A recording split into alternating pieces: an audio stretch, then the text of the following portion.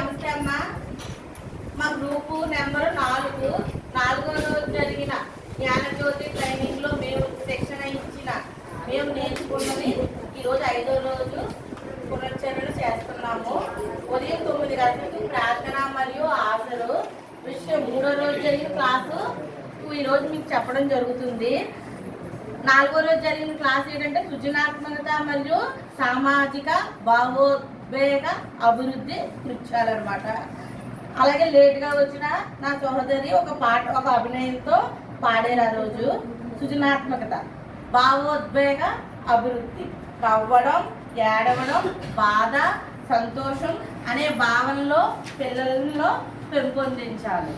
అలాగే ఇందులో భాగంగా పుట్టినరోజు వేడుకలు చేయడం కూడా ఈ సృజనాత్మకలో ఒక భాగం అన్నమాట.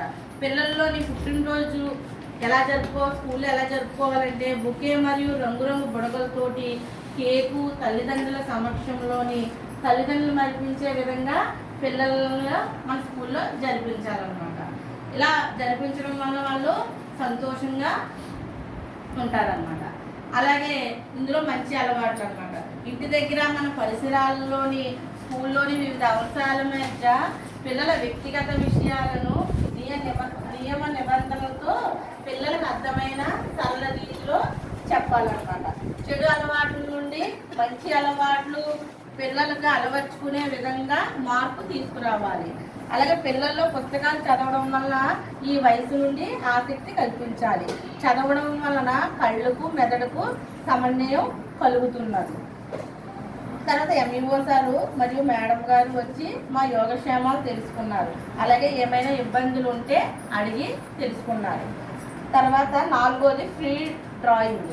పిల్లలందరికీ వారికి ఇష్టమైన ఫ్రీ డ్రాయింగ్ నుంచి నలుగురు మధ్య సమాజం మధ్య ఎలా ప్రవర్తించాలో నియమావళి అనుగుణంగా వ్యవహరించడానికి ఈ ఫ్రీ డ్రాయింగ్ అది ఉపయోగపడుతుందని చెప్పారు. 5 ఇసుక ఆటలు. మట్టి బొమ్మలతో మరియు పిల్లల శారీరక మానసిక అభివృద్ధి చెందుతుంది. అలాగే పెట్టడానికి ఉదాహరణ చింతపిక్కలు, ఆకుల ఆకారాలు అవన్నీ కూడా ఉపయోగించుకోవచ్చని ఉదాహరణకి చెప్పారు.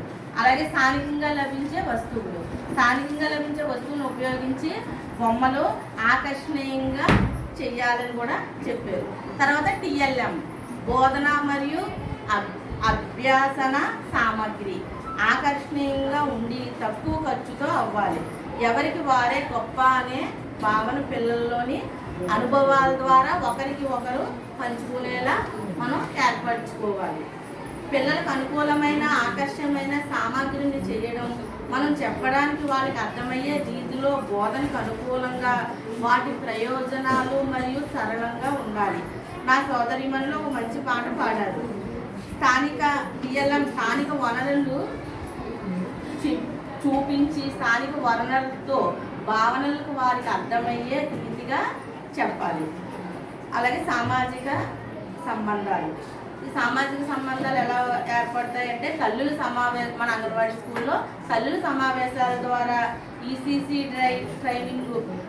డే చేసినప్పుడు తల్లులు వస్తారు కాబట్టి అలాంటివి. అలాగే కిషోర బాలికల మీటింగ్లోని విషయాన్ని స్పష్టంగా అర్థమయ్యే రీతిలో చెప్పాలన్నమాట. అలాగే ఆటల ద్వారా పజిల్స్ ద్వారా కూడా క్రమం అమర్చాలి. పిల్లల్లో పోటీతత్వం పెంపొందుతుంది అన్నమాట. పిల్లల్లో అన్ని అభివృద్ధులకి ఒకదానికొకటి సత్సంబంధాలు కలిగి ఉంటాయి. అలా చేయడం వల్ల పిల్లలకి సమగ్ర అభివృద్ధి జరుగుతుంది. సమగ్ర అభివృద్ధి ఇలా అన్ని 5 అభివృద్ధులకి సంబంధించి ఉంటుంది. సమగ్ర అభివృద్ధి అంటే శారీరక అభివృద్ధి, మేధాభివృద్ధి, భాషాభివృద్ధి, సామాజిక భావోద్వేగ అభివృద్ధి, సౌందర్య మరియు సంస్కృతి అభివృద్ధులు అనమాట. ఈ 5 కలిపితే సమగ్ర అభివృద్ధి అనమాట. పిల్లలకు పక్కన ఉన్న వారితో సామర్థ్యాన్ని వెలికి తీయాలి. పక్కన ఉండి మనం వాళ్ళ సామర్థ్యాలని వెలికి తీయాలన్నమాట. దీనికి ఉదాహరణ వర్క్ బుక్స్, బోధన ద్వారా అభివృద్ధులు, సామాజిక మానసిక ఉల్లాసం కూడా పిల్లలకి కలుగుతుంది అన్నమాట.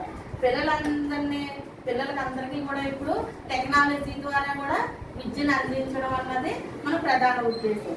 అలా పిల్లలకు బోధనా కార్యక్రమాలు అన్నీ కూడా టెక్నాలజీ ద్వారా, వాట్సాప్ ద్వారా, వీడియోల ద్వారా మనం పిల్లలకి వాటిని కూడా ఉపయోగించి పిల్లలకి చెప్తున్నాం అనమాట. వీటిలో దీనివల్ల ఏంటంటే పిల్లల్లో సమయం అనుకూలత పెంపొందుతుంది అనమాట. భాష మరియు అక్షరాస్యత. భాషలోని ముఖ్య పాత్ర ఏంటంటే బుక్స్ అందరూ చదవాలి, పిల్లల ఆసక్తి పెరుగుతుంది. సామాజికంగా ఎలా మెలగాలి, టీం వర్క్, మనం చెప్పిన దానికి వాళ్ళ రెస్పాన్స్ ఎలా అవ్వాలన్నది కూడా పిల్లలకు అర్థమయ్యే రీతిలో భాషాభివృద్ధిలో చెప్పాలి. దీనికి పిల్లల్లో స్వీయ స్వీకరణ ముఖ్య ఉద్దేశం. అంటే వాళ్ళంతటి వాళ్ళు చెప్పడం, మనం చెప్పింది వాళ్ళు స్వీకరించడం కూడా ముఖ్యమైంది అన్నమాట. ఉదాహరణకి అవరోహణ, ఆరోహణ, వరుస క్రమంలో ఆలోచించడం. అలాగే దానికి ఉదాహరణకి మాకు సారు పెద్ద సంఖ్య చిన్న సంఖ్య 3095లో నుంచి పెద్ద సంఖ్య చిన్న సంఖ్య కూడా చెప్పి మాలో ఆలోచించే శక్తిని పెంపొందించారన్నమాట. ఆ తర్వాత టీ బేక్. మా రూమ్లో ఉన్న 5 గ్రూపుల్లోని అందరికీ సృజనాత్మక కార్యక్రమాలు గ్రూపుల వారిగా చెప్పారు.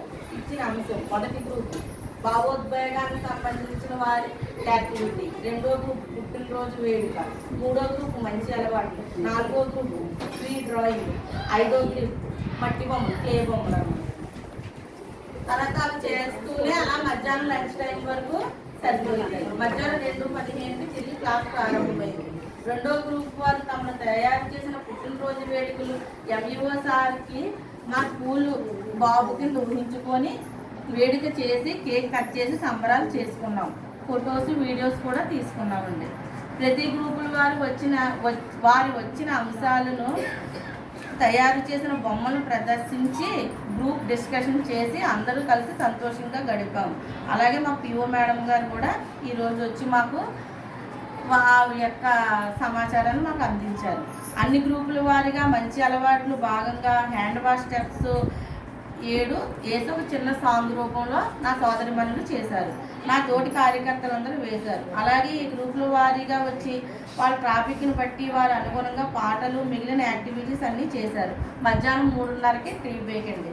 జ్ఞాన ప్రకాశం ట్రైనింగ్లో జరిగే కొన్ని ఇబ్బందులు అనుభవాల కోసం క్లుప్తంగా మాస్టారు చెప్పడం జరిగిందండి. వేరే ఊర్లోకి వెళ్ళి అరకది వెళ్ళి అక్కడ ఇబ్బందుల కోసం అది చెప్పడం జరిగింది. పిల్లలకు ఓపికగా స్టేజ్ మీద గురువులు మాత్రమే చెప్తారనే విషయాన్ని కూడా సార్ మనకి చెప్పడం జరిగింది. అలాగే ఆన్లైన్లోని వీడియోల ద్వారా సమస్యలు పరిష్కరించడానికి ఆన్లైన్ యాప్ కూడా జాగ్రత్త వహిస్తుందని కూడా చెప్పారండి. ముగింపు జనగణమనతో ముగించామండి.